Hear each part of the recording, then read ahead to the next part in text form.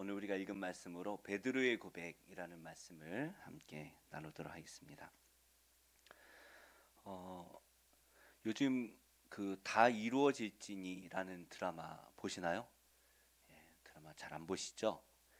저도 하도 볼 게 없어가지고 이렇게 보니까 그게 1등이더라고요. 그래서 1편까지 이렇게 봤던 것 같은데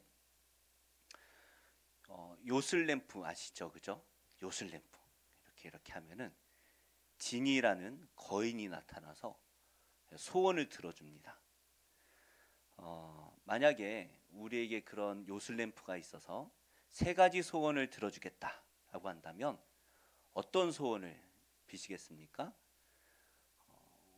오랜만에 고운 자매가 왔는데 어떤 소원 세 가지를 빌겠어요? 모르겠어요. 네. 너무 막 하고 싶은 게 많죠, 그죠? 우리 권사님들은 무릎 좀 낫게 해주세요. 제 머리 좀 낫게 해주세요. 허리 좀 낫게 해주세요. 그렇게 소원을 빌지도 모르겠습니다. 저도 이 목사다 보니까 목을 많이 써서 목이 금방 쉬잖아요. 제가 또 목이 천성적으로 좀 약한 것 같아요.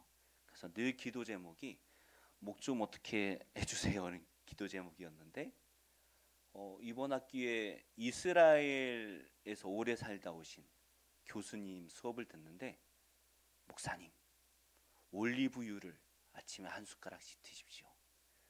제일 좋습니다.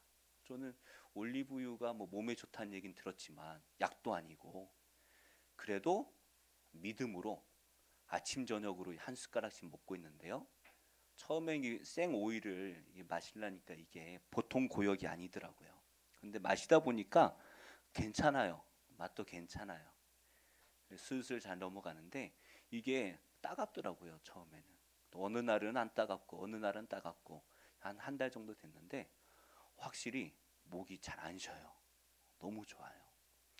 이 소원이 저는 하나가 응답된 거예요. 그죠?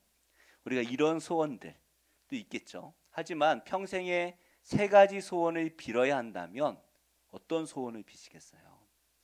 만약에 세 가지만 빌어야 된다면 저는 목 낳는 거는 안 빌었을 것 같아요. 저는 목사니까 제 아들 세 명이 다 믿음 안에서 잘 자랄 수 있도록 도와주세요. 이렇게 기도했을 것 같아요. 그런데 만약에 세 가지 소원을 빌라고 했더니 사탕이요, 아이스크림이요, 떡볶이요, 벌써 세 가지가 돼버렸어요. 이걸 구한다면 그걸 지켜보는 부모님의 마음이 어떨까요? 이 어리석은 놈, 이 평생의 세 가지를 구할 수 있는데 사탕, 아이스크림, 떡볶이를 구하다니 이 어리석은 놈. 그런데 아이들은 그것밖에 구할 게 없는 거예요. 그렇지 않습니까? 우리가 이 세 가지를 구하라고 하면 인생의 가장 소중한 세 가지를 곰곰이 생각해서 구하게 될 겁니다. 아마 우리 학생들은 평생 1등만 하게 해주세요. 이런 소원을 구할지도 모르겠어요. 그런데 아무리 세상의 것을 다 가져도 죽으면 끝입니다. 다 놓고 가야 돼요. 그러다 보니 우리는 나보다는 아마 내 자식이 잘 되는 것. 왜 나는 죽으면 끝이니까. 또 뭐 저도 이제 47이니까 한창 때죠, 그죠? 제 아내가 나이 이야기하면 되게 싫어하는데, 한창 때인데 왜 자꾸 나이 이야기하냐고. 근데 저도 이 허리가 아프고 어떻게 하겠어요, 그죠? 저도 늙어가는데 제 자식이 잘 됐으면 좋겠는 게 부모의 다 똑같은 마음일 것 같아요. 왜 나는 죽으면 끝이니까. 그런데 뭐 내 자녀도 마찬가지 아닙니까? 아무리 잘 살아도 죽으면 끝이잖아요. 우리가 우리를 위하여 모든 것을 내어주신 하나님과 그 아들 예수님을 믿는다라고 말하는데 이 세상에 썩어질 것만 구하다가 죽어버린다면 얼마나 어리석은 사람이겠습니까? 마지막 날 우리가 눈을 감을 때 허무할 것 같아요. 내가 이 세 가지를 정말 어떻게 얻은 건데 하고 손에 꼭 붙들고 있다면 죽을 때에 너무 허무할 것 같아요. 어떻게 얻은 건데? 내가 이걸 놓고 떠나야 되나? 제가 아이들 어릴 때죠. 어릴 때 좋은 것을 좀 먹여보고 싶어서 가끔 가다가 이제 뷔페를 데려갔습니다. 나름대로 아이들이 좋아하는, 어린 아이들이 먹을 만한 게 많은 그런 뷔페로 데려갔어요. 근데 데려갈 때마다 아이들이 꼭 뭐 먹냐면 떡볶이, 아이스크림, 뭐 쉐이크 이런 것만 먹으려고 하는 거예요. 좀 맛있는 것 좀 많이 먹으라고. 그래서 야, 밥 되는 것 좀 갖고 와 하면은 겨우 갖고 오는 게 김밥 2개, 파스타 요만큼, 뭐 그 정도만 먹으니까 얼마 돈 아까워요. 저 어린 것들도 8,900원, 9,000원 그때도 한 그 정도 냈던 것 같은데 얼마나 아까워요. 속상해요. 그러니까 좋은 것이 많은데 이 별거 아닌 것만 구하고 그것들만 누리는 사람들을 보면 부모의 마음이 썩어 들어가는 거죠. 마찬가지로 우리 하나님께서 우리에게 가장 좋은 것을 주시기 위해 자기의 아들 독생자까지도, 예수님을 이 세상에 보내시고 십자가에 달리시게 하시고 우리를 구원하시려고 모든 피와 물을 다 쏟아내셨는데 세상의 어떤 것들만 구하고 살아간다면 그 우리를 바라보는 하나님의 마음이 속상하실 것 같아요. 내가 이러려고 내 아들을 십자가에 못 박았나? 아니야. 더 좋은 걸 주려고 너희를 위해서 내 아들까지 내어주고 지금은 성령을 통하여 너희가 구하는 모든 것을 다 주는데, 야, 떡볶이나 구하고 아이스크림이나 구하고 사탕이나 구하고 있으면 안 돼. 그게 하나님의 마음일 것 같아요. 오늘 말씀은 예수님이 누구신가 라는 말씀의 연속상에 있습니다. 도대체 예수님은 우리에게 무엇을 주시려고 이곳에 오신 분이시고 그분은 누구시길래 우리에게 무엇을 주실 수 있을까? 그래서 우리가 지난번에 묵상한 말씀처럼 배가 침몰할 위기 가운데 있을 때 예수님께서 바다를 향하여 뭐라고 말씀하시나요? 잠잠하라, 고요하라 말씀하실 때 바람도 바다도 갑자기 잠잠해지잖아요. 이때 그 예수님을 바라보면 사람들이 뭐라고 말합니까? 우리 41절 함께 읽어볼까요? 4장 41절 시작. 그들이 심히 두려워하여 서로 말하되 그가 누구이기에 바람과 바다도 순종하는가 하였더라. 누구시길래? 예수님을 바라보며 제자들이 우와, 저분이 누구시길래 저 파도와 풍랑에게 명령하시니까 저 파도도 말을 듣지? 너무 신기한 거예요. 누구시길래? 사실 너무나 이상하지 않습니까? 제자들이 예수님을 왜 따라갔어요? 예수님이 메시아인 줄 알고 따라간 거예요. 예수님이 메시아인 것을 확신하고 그렇기 때문에 자기의 가족도 버리고 재산도 버리고 직업도 버리고 다 버리고 예수님을 따라갔잖아요. 그냥 단순히 선지자라면 그렇게 하진 않았을 거예요. 예수님이 메시아라는 것을 알았어요. 성경에는 알았다고 말씀하고 있어요. 내가 메시아를 만났다라고 말하고 있어요. 그러면 오병이어나 병고침이나 그런 거 구경이나 하러 따라다니는 그런 무리들하고는 달라야 되잖아요. 메시아라는 것을 알았다면 달라야 되잖아요.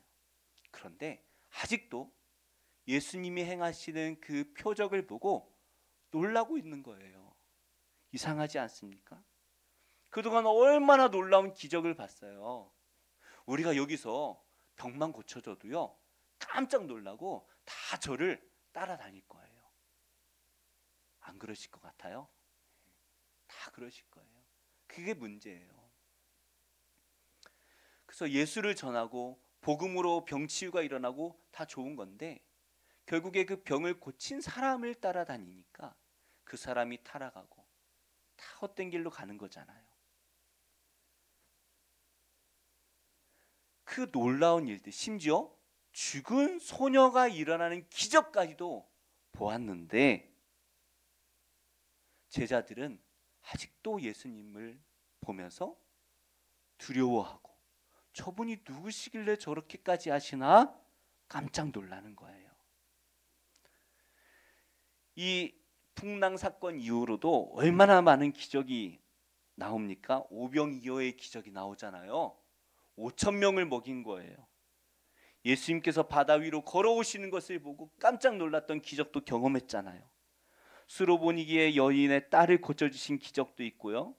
귀 먹고 말 더듬는 사람들을 고쳐주신 기적도 있고요. 또다시 4천 명을 먹이시는 기적도 있어요. 이게 4장부터 오늘 말씀 앞에까지 나오는 기적만 모아도 이 정도예요. 뭐 셀 수 없이 수많은 기적들이 일어났어요. 그것을 제자들이 다 보지 않았습니까? 그런데 8장 17절 말씀에 예수님께서 제자들에게 이렇게 말씀하세요. 우리 17절 함께 읽어보겠습니다. 시작. 예수께서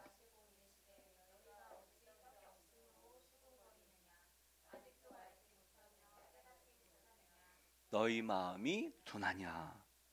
제자들이 예수님을 따라다니면서 말씀을 듣고 예수님께서 행하시는 기적을 보고 체험까지 했잖아요. 그런데 아직도 무엇인가를 깨닫지 못한다는 거예요. 뭘 깨닫지 못한 것일까요? 도대체 이렇게 많은 말씀을 듣고 이렇게 많은 기적을 보았는데 도무지 이 제자들이 봐야 할 것을 보지 못하고 들어야 할 것을 보지 못하고 듣지 못하고 깨달아야 될 것을 깨닫지 못한 그것은 무엇일까요? 오늘 말씀을 우리가 함께 묵상하면서 제자들이 깨닫지 못하였던 이 예수님의 참모습을 발견하고 영원한 세상을 붙드는 지혜가 우리 안에 있기를 예수님의 이름으로 축복합니다. 네, 우리 옆에 분과 이렇게 인사하겠습니다. 눈을 감은 것처럼 보여도 다 보고 있습니다. 네. 오늘 우리가 묵상할 첫 번째 말씀은 예수님께서는 우리를 천국으로 인도하기 위해 오신 구원자라는 사실입니다. 예수님께서는 우리를 천국으로 하나님 나라로 데려가기 위해서 이 땅에 오신 구원자라는 사실입니다. 예수님께서 많은 기적을 일으키시자 많은 사람들이 예수님을 따라다녔어요. 5천 명, 4천 명, 그 많은 사람들을 먹이셨어요. 그때마다 막 5천 명이 아니잖아요. 아이들이랑 여자들까지 하면은 수만 명이 예수님을 따라다닌 거예요. 그때마다 예수님 어떻게 하셨어요? 사람들을 집으로 다 돌려보내시잖아요. 돌아가라 돌아가라 다 돌려보내시는데 돌려보내면 뭐합니까? 그냥 예수님을 끝까지 따라가겠다고 이 많은 사람들이 끝까지 예수님을 밤낮 없이 따라다니는 거예요. 예수님도 프라이버시가 있는데 그렇죠? 그렇게 따라다니는 거예요. 그래서 예수님이 어떻게까지 하시냐면 제자들에게 배를 띄워라. 도무지 안 되겠다. 저 멀리 반대편으로 가자. 배를 띄워서 반대편으로 가니까 두 부류의 사람들이 있습니다. 한 부류는 자기들도 배를 타고 예수님을 따라가는 거예요. 예수님도 좀 주무시게 냅두지 그죠? 따라다니는 거예요. 또 한 부류는 배를 못 구했는지 예수님이 반대편으로 가시는 것 같다. 우리도 걸어서 가자. 예수님이 배를 타고 가시는데 그냥 밤새 걸어서 예수님 반대편으로 가시는 곳을 먼저 가서 기다리는 사람들도 있는 거예요. 대단하죠, 그죠? 대단해요.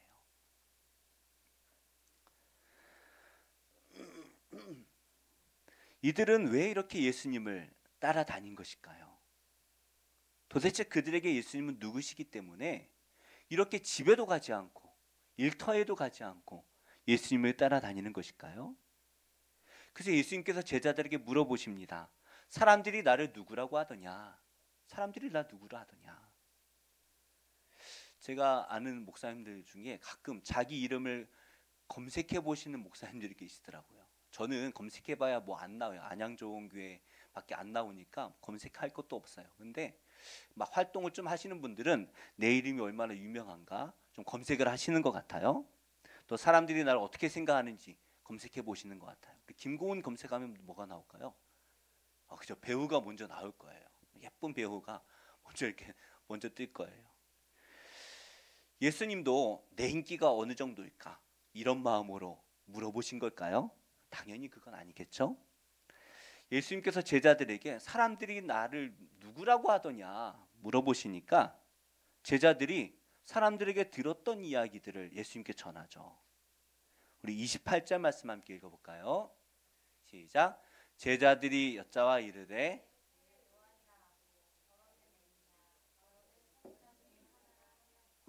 네. 어떤 사람들은 예수님을 세례 요한이라고 합니다. 세례 요한이 얼마 전에 지금 말이 안 되네요, 그죠? 세례 요한 얼마 전에 죽었는데 다시 살아났다. 뭐 이 정도로 우리가 이해하면 뭐 편하지만 사실 예수님과 세례 요한은 생일이 그렇게 차이가 안 나잖아요, 그죠? 세례 요한이 6개월 정도 더 빨리 태어났을 건데 얼마 차이 안 나요. 근데 어떻게 같이 살아요, 그죠? 근데 사람들은 뭐 그런 내막을 모르는 사람들은 세례 요한이 다시 살아났나 보다 이렇게 생각하는 거예요. 또 어떤 사람들은 엘리야가 아닐까, 또 여러 선지자 중에 하나가 아닐까. 엘리야도 그렇고 엘리사 선지자도 그렇고 기적을 많이 일으켰죠. 다른 선지자들도 그렇지만 기적을 많이 일으켰어요. 그리고 또 하나님 나라에 대한 하나님의 말씀을 예언했습니다. 그러니까 예수님께서도 기적을 행하시고 하나님 나라에 대한 말씀을 전하시니까 선지자 중에 하나인가 보다. 옛날에 선지자가 그런 능력 있는 선지자 중에 하나, 아니면 그 선지자가 다시 태어났나? 우리로 말하면 환생했나? 뭐 그 정도로 이야기를 했겠죠. 근데 예수님을 처음 봤다면 그렇게 오해할 수도 있을 것 같아요. 그냥 예수님이 놀라운 기적들을 행하시고 또 예수님께서 하나님 나라의 말씀을 전하시니까 선지자인가 보다 생각할 수 있어요. 그런데 예수님께서는 한두 번도 아니고 계속해서 자기가 누구인지에 대해서 보여주시고 말씀해 주셨잖아요. 심지어 이 예수님을 비난하던 종교 지도자들도 예수님께서 자신이 구원자, 메시아라고 직접적으로 말을 하지 않을지라도 그런 뉘앙스로 말하는 것을 알고 있었어요. 그래서 우리 8장 말씀에 보면 예수님께 표적을 구합니다. 당신이 메시아라는 표적을 보여주세요. 당신이 정말 하나님이 보내신 그 구약 말씀에 예언되어 있는 메시아라면 표적을 보여주세요. 뭐예요? 종교 지도자들도 예수님이 메시아라고 전하고 있다는 것을 알았다는 거예요. 그때 예수님 뭐라고 하십니까? 이렇게 많은 말씀을 전하고 이렇게 많은 표적들, 죽은 사람이 일어나고 오병이어의 기적을 보고 물 위를 걷고 뭐 놀라운 표적들을 보고도 안 믿으면 뭐 보여줄 게 뭐가 있겠냐, 안 보여주겠다 말씀하시는 거예요. 뭐 보여줘봐야 뭐예요, 안 믿을 건데. 예수님께서는 자신이 성경에 예언되어 있던 구원자, 메시아, 그리스도라는 것을 계속해서 말씀하시고 보여주십니다. 근데 사람들은 여전히 예수님을 선지자 중에 하나인가 이렇게 여기고 있는 거예요. 예수님의 말씀을 들어도 깨닫지 못하고 예수님이 행하신 그 많은 표적들을 보고도 깨닫지 못합니다. 왜 그런가요? 그들의 관심은 하나님 나라에 있는 것이 아니라 메시아가 오셔서 우리를 하나님 나라로 데려갈 것이다 라는 그 하나님 나라에 관심이 있는 것이 아니라 여전히 눈앞에 있는 먹는 문제, 입는 문제, 질병의 문제, 돈의 문제에 관심이 있다 보니까 예수님께서 계속해서 하나님 나라에 대한 말씀을 주셔도 귀에 들어오지가 않는 거예요. 그럴 때 있잖아요. 내 관심이 딴 데 있으면 옆에서 아무리 말해도 다르게 들리는 거 있잖아요. 그죠? 이 사람은 A라고 말했는데 듣는 사람은 B라고 듣는 거예요. 관심이 다르니까. 그러니까 지금 이 시대의 사람들이 예수님께서 주시는 하나님 나라에 관심이 없어요. 먹는 문제에 관심을 가지고 있더라는 거예요. 그런데요, 제자들은 조금 다릅니다. 예수님께서 제자들에게 물어보시죠. 우리 29절 읽어볼까요? 29절 시작. 또 물으시되 너희는 나를 누구라 하느냐? 베드로가 대답하여 이르되 주는 그리스도시니이다 하매.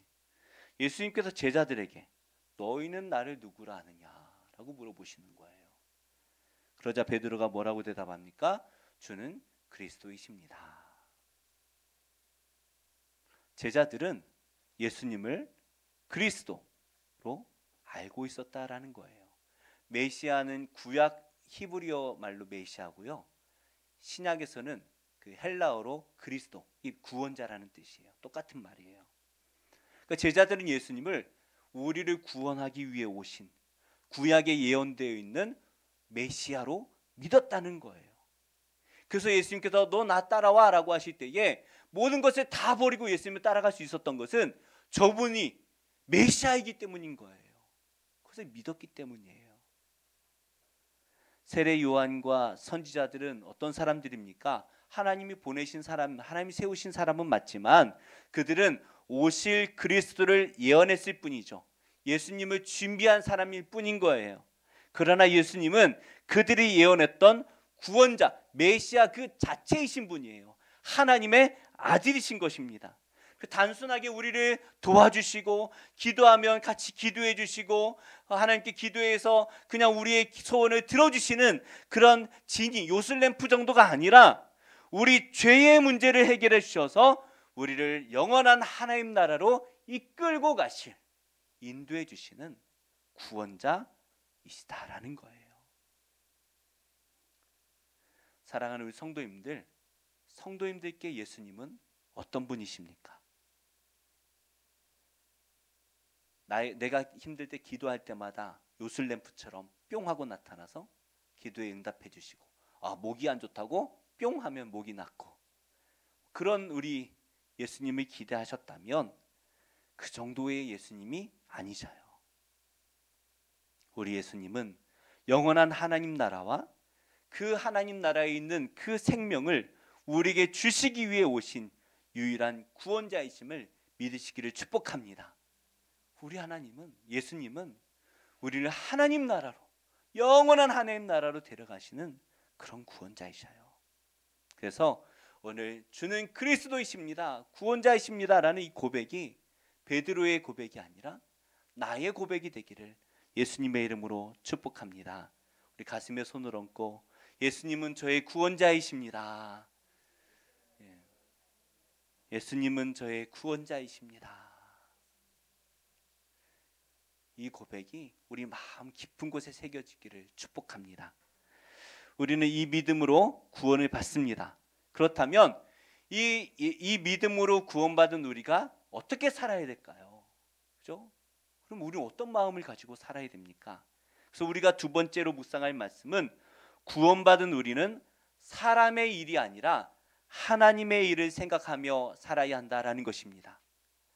우리는 예수님을 믿었기 때문에 사람의 일이 아니라 하나님의 일을 생각하며 살아야 합니다.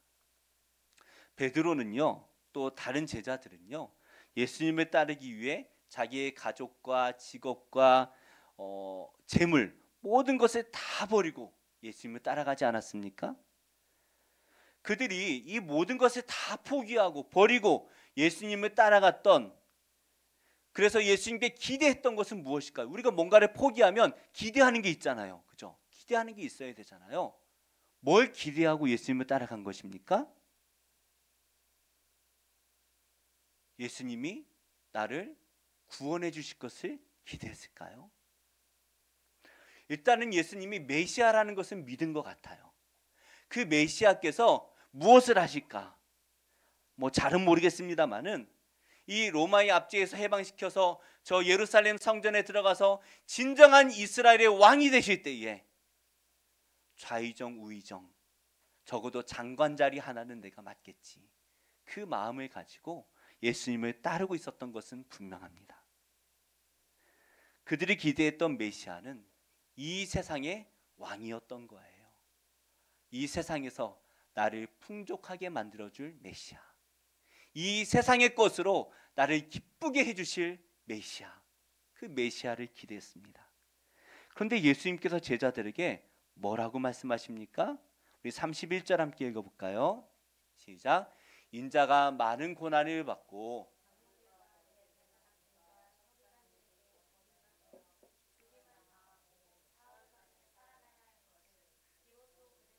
가르치시되, 왕이 되셔야 할 예수님 아니십니까? 그래야 내가 좌의정 우의정 장관이라도 하나 할 거 아니에요. 그죠? 어떤 장관이 제일 안 좋은지 모르겠지만 적어도 보건복지부 장관이라도 하나 해야 될 거 아니에요. 여기서 그런 분이 나오기를 축복합니다. 여기서 나올 줄 믿습니다. 뭐라도 하나 해야 될 거 아니에요. 그죠? 그런데 예수님께서 자, 이제 때가 됐으니 왕궁으로 가자 말씀을 하셔야 되는데 뭐라고 말씀하시는 거예요? 비로소 말씀하시기를 내가 죽임당해야 한다 말씀하시는 거예요. 메시아로 알고 왕이 되실 것으로 알고 그것으로 믿고 예수님을 따라갔는데 죽겠다는 거예요. 31절 말씀 보니까 비로소라고 말씀하시죠. 그동안 제자들에게 죽음에 대해서 말씀하지 않으셨어요. 근데 이제야 내가 죽어야 될 메시아다라는 것을 말씀하십니다. 왜 이제입니까? 베드로가 주는 그리스도이십니다라고 고백할 때에 아, 이놈들이 이제 믿음이 좀 생겼구나. 이제 내가 이놈들 믿고 죽어도 되나 보다라고 생각하신지 모르겠어요. 그런데 예수님께서 내가 죽어야 된다라고 말씀하실 때 베드로가 예수님을 붙들고 항변하기 시작합니다. 마가복음에서는 그냥 항변했다라고 간단하게 넘어가지만 마태복음에 보면 주여 그리하지 마옵소서 이 일이 결코 주께 미치지 아니하리다라고 항변하죠. 이 항변이라는 단어가 뭐냐 하면 그 좋게 말해서 항변이라고 번역을 했지 실제로는 비난하다, 책망하다라는 뜻이에요. 예수님 절대로 그러시면 안 돼요 라고 베드로가 예수님께 책망하고 있는 거예요. 예수님 십자가에 돌아가시다니요. 그럴 수 없어요. 예수님 왕궁에 가셔서 우리를 장관시켜줘야죠 라는 말은 안 했지만 그렇죠? 여전히 마음은 거기에 있는 것이죠. 베드로는 하나님 나라를 바라보는 것이 아니라 여전히 이 세상을 바라보고 있는 것입니다. 그래서 보아도 보지 못하고 들어도 듣지 못하고 깨닫지 못하는 이유가 여기 있는 거예요. 예수님께서 이 땅에 오셔서 우리의 구원자가 되시는 것은 이 세상 문제를 해결해 주시는 것이 아닙니다. 예수님께서 고쳐주시고 예수님께서 다시 살려주신 사람들 지금 살아있나요? 한 명도 살아있는 사람이 없어요. 다 죽었어요. 예수님께서는 우리에게 하나님 나라가 있다라는 것을 보여주시는 거예요. 하나님 나라가 있다.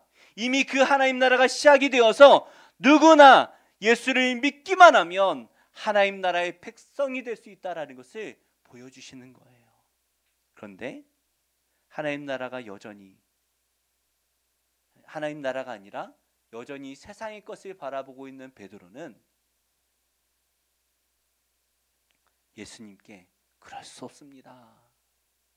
저희들 세상에 장관시켜 주셔야죠. 제가 어떻게 예수님을 따라왔는데 그렇게 말하고 있는 거예요. 그럼 베드로를 향해 예수님 뭐라고 말씀하십니까? 우리 33절 읽어볼까요? 시작. 33절. 예, 없나요? 있는데. 예, 시작. 에이, 뭐가 안 맞네. 예수께서 돌이키사 제자들을 보시며 베드로를 꾸짖어 이르시되 사탄아 내 뒤로 물러가라. 내가 하나님의 일을 생각하지 아니하고 도리어 사람의 일을 생각하는도다 하시고 온 세상을 구원하시려는 하나님의 일을 베드로가 맡고 있죠. 하나님의 일을 생각하면 우리를 구원하실 메시아이시다라는 것을 생각하면 그죠?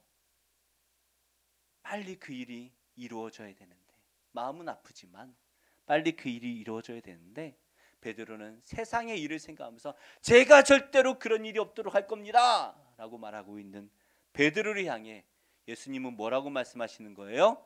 사탄이라는 거예요. 사탄. 베드로가 왜 사탄이 되었습니까? 아담과 하와가 선악과를 먹을 때 사탄이 나타나서 하나님의 말씀이 아니라 눈에 보암직하고 먹음직하게 만들어서 그것을 먹게 만들잖아요. 베드로가 예수님을 유혹하고 있는 거예요.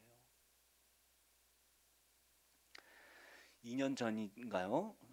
언젠지 기억도 잘 안 나네요. 우리가 필리핀에 선교 여행을 갔던 적이 있습니다. 그때 이제 그 선교사로 활동하고 계시는 이제 형님 선교사님과 공항에서 만나서 이런저런 이야기를 나누다가 안양역에 있는 무료 급식소 이야기를 드렸어요. 그래서 우리 집사님들하고 거기 가서 좀 봉사를 하고 싶다. 그래서 우리가 정말 어려운 이웃들을 섬기고 그 섬김으로 좀 복음을 전하고 이렇게 하고 싶다라고 말했더니 그 형님이 하시는 말씀이 그것도 참 좋은 일이고 귀한 일이지만 그게 복음의 핵심이 아니다. 왜냐하면 그것을 받는 사람들이 예수님의 복음을 듣고 하나님 나라를 바라봐야 되는데 그냥 밥 먹는 게 복음이 될 수가 있다라는 거예요. 그래서 저도 이게 어려운 사람들 이렇게 큰 교회에 있을 때 이렇게 도와드리다 보니까 이 사람들이 하나님 나라를 바라보는 게 아니라 500원, 1000원 보고 그거 보고 교회 오는 거예요. 그들에겐 그게 복음이 돼버리는 거예요.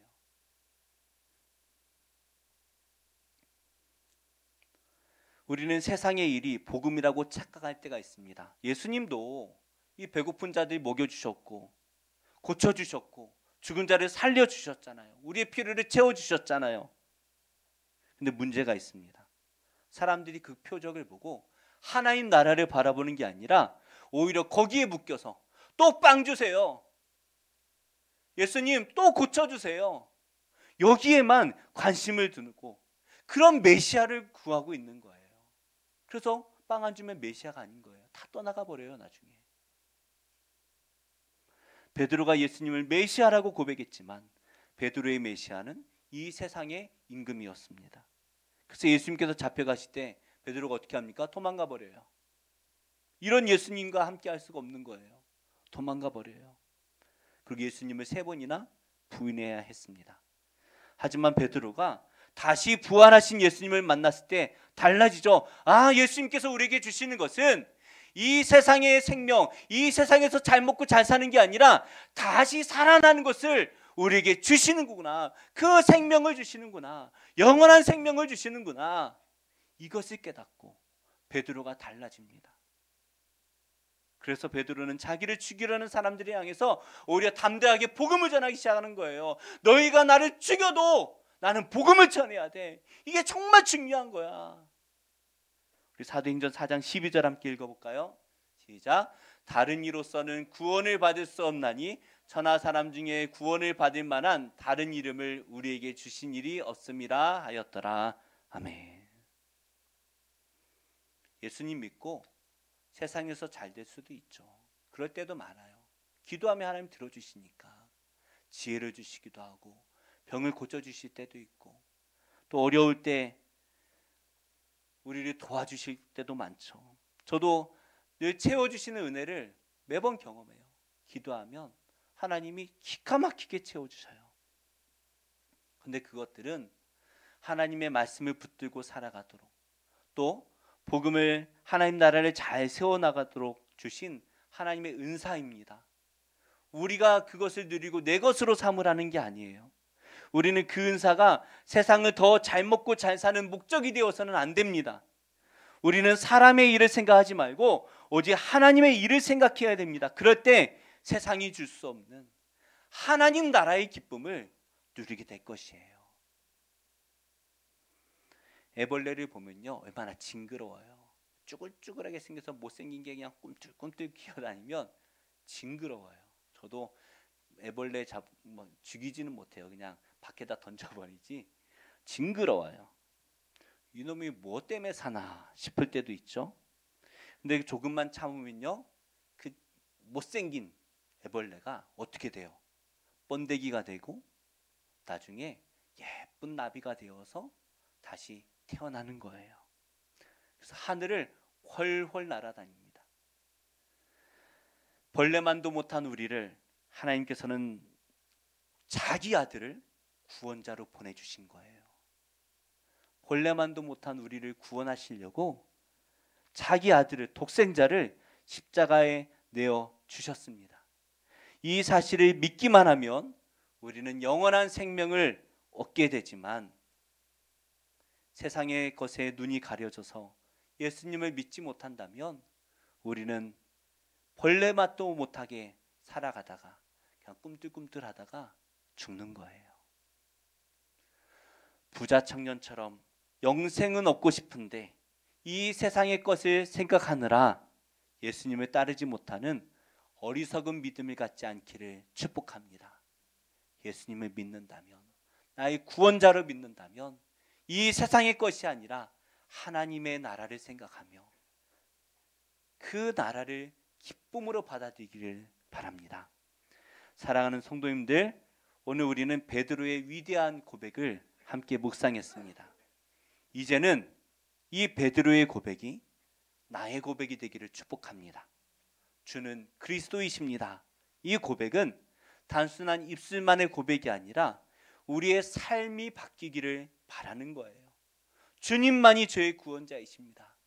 어디로 가야 될지 몰라 늘 고민이고 낭떠러지 같은 곳에 늘 떨어지는 것 같은 그러한 세상 속에서 주님만이 저의 구원이십니다.